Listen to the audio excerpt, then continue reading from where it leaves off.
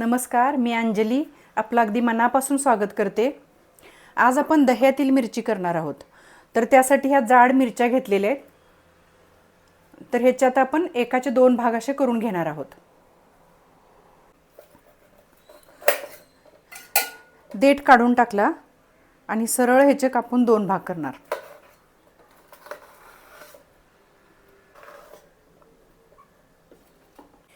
मिरची चिरून झालेली आहे। आता पुढची प्रोसेस बघूया। आता ह्याला मसाला काढूया आपण। 2 चमचे धने घ्यायचे आहेत, 1 चमचा जिरे घेतलेले आहेत, 1 चमचा बडीशेप घेतलेली आहे आणि हे 5 मिरे घेतलेले आहेत। आता हा मसाला आपल्याला थोडा हलका गरम करून घ्यायचा आहे। गॅसवर एक पॅन ठेवायचं। पॅन थोडं गरम झालं की हा मसाला घालायचा।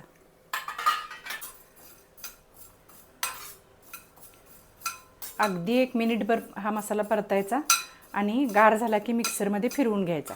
मिक्सरमध्ये फिरवून झालं की दाखवते मी। खलबत्त्यात कुटून घेतला तरी सुद्धा चालेल, थोडा आपण दरदरा म्हणतो तसं कुटून घेतला तरी सुद्धा चालेल। मिक्सरमध्ये हे मोठं मोठं असं वाटून झालेलं आहे। आता आपण भाजीला फोडणी करूया। गॅसवर एक जाड बुडाची कढई ठेवून घेतलेली आहे। गॅस लावलेला आहे।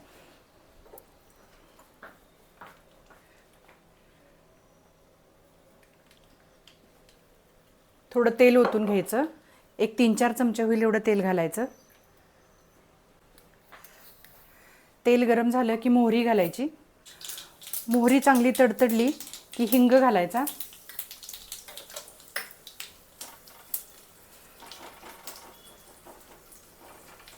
हिंग छान असा तळून घ्यायचा।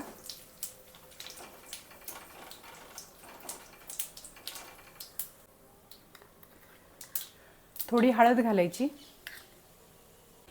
आणि ह्या आपण चिरून ठेवलेल्या मिरच्या घालायच्या।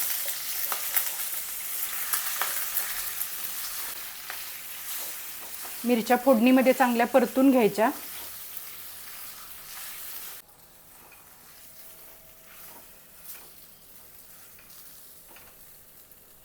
मिरच्यांना चांगले डाग पडूपर्यंत मिरच्या भाजायच्यात। असे डाग पडलेत बघा। मिरच्या भाजण्यासाठी 2-3 मिनिट असा वेळ लागतो। आता गॅस बारीक केलेले, मध्यम गॅसवर मिरच्या भाजलेत। आता गॅस बारीक केला आणि हा वाटलेला मसाला आहे तो सगळा आता घालून घ्यायचा। नेहमीचं कोल्हापुरी आपलं तिखट आहे ते सुद्धा 1 चमचा घातलं, कारण ह्या मिरच्या अजिबातच तिखट नसतात। त्यामुळे तिखट तुमच्या आवडीप्रमाणे तुम्ही कमी जास्त करू शकता। इथं तिखट पूड सुद्धा वापरू शकता। मी नेहमीची कांदा लसूण चटणी आपली घातलेली आहे। हा अर्धा चमचा गूळ घेतलेला आहे। आंबट गोड चव जर आवडत असेल तर गूळ घाला। गूळ ऑप्शनल आहे, नुसतं दही घातलं तरी चालेल। ही 1 वाटी दही घेतलेलं आहे। 1 वाटी दही मी घालून घेतलं त्याच्यात आणि छान असं परतून घ्यायचं। अर्धा चमचा होईल एवढं मीठ घातलं। मीठ तुमच्या चवीप्रमाणे कमी जास्त करू शकता। थोडी कोथिंबीर घातली आणि हे सगळं मिक्स करून घ्यायचं व्यवस्थित।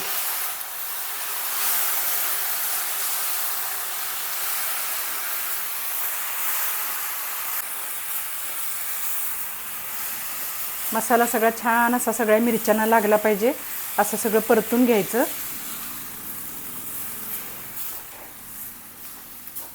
आणि ह्याच्यावर झाकण टाकायचं आणि पूर्ण ड्राय अशी भाजी झाली पाहिजे। दहीचं पाणी सगळं आटलं पाहिजे आणि ह्या वाफेवर भाजी आपल्याला आता शिजवून घ्यायची। बारीक गॅस करून झाकण ठेवून भाजी शिजायला ठेवून द्यायची। 1-2 मिनिट झाल्यानंतर मिरची परत परतून घ्यायची, सगळी हलवून घ्यायचं सगळं। ह्या भाजीला आपण कांदा आणि लसूण घातलेलं नाही आहे। आपल्याकडे जर कांदा लसूण न खाणारे पाहुणे किंवा असं गेस्ट आले तर काय भाजी करायची आपल्याला प्रश्न पडतो, तर तेव्हा ही भाजी पटकन करायला छान आहे। फक्त त्यावेळी कांदा लसूण चटणीच्या ऐवजी तिखट पावडर वापरा। परत थोडा वेळ झाकून ठेवा। 5 मिनिट झालेले आहेत। आपण भाजी बघूया। पाणी अजिबात घातलेलं नाही आहे, पाणी घालायचं नाही। फक्त दही आणि तेलावर अशी ही भाजी परतून घ्यायची छान अशी। ही भाजी टिकते पण पाणी घातलं नसल्यामुळं फ्रीजमध्ये ठेवला तर एक 4-5 दिवस छान अशी टिकते ही भाजी. अजून थोडंसं पातळ आहे खाली लिक्विड, पूर्ण ड्राय होईपर्यंत अशी अंगाबरोबर मसाला सगळा लागला पाहिजे, अशी लोणच्या टाईप होते.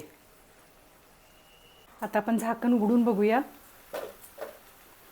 असं तेल सुटायला लागलेलं आहे बघा. तेल सुटायला लागलं, तेल सुटलं की भाजी तयार झाली अशी समजायचं. हे बघा खाली सुद्धा आता कोरडं झालंय सगळं. कोरडं म्हणजे अगदी कोरडं नाही करायचं, पण पाणी आटलं पाहिजे. जे दह्याचं पाणी सुटतं ना, ते पाणी आटायला पाहिजे, म्हणजे टेस्ट भारी लागते एकदम. खूप अप्रतिम अशी टेस्टला लागते ही मिरची, खरं सांगायचं म्हणजे. तुम्ही सुद्धा करून बघा आणि मला कमेंटमध्ये कळवा तुमची ही दह्यातली मिरची कशी झाली ते. आता आपण गॅस बंद करूया. भाजी तयार झालेली आहे. गॅस बंद केल्यानंतर एक 5 मिनिट असंच ह्या कढईमध्ये झाकून ठेवूया आणि नंतर एका बाउलमध्ये आपण शिफ्ट करूया. 5 मिनिट झालेले आहेत. आता आपण एका बाउलमध्ये काढून घेऊया.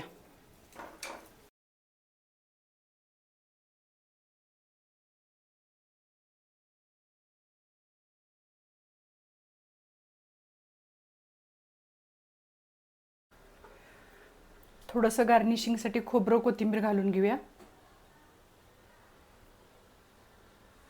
मस्त अशी भाजी तयार. माझा हा व्हिडिओ तुम्हाला आवडला तर लाईक करा, सबस्क्राईब करा आणि शेअर करा. थँक्यू.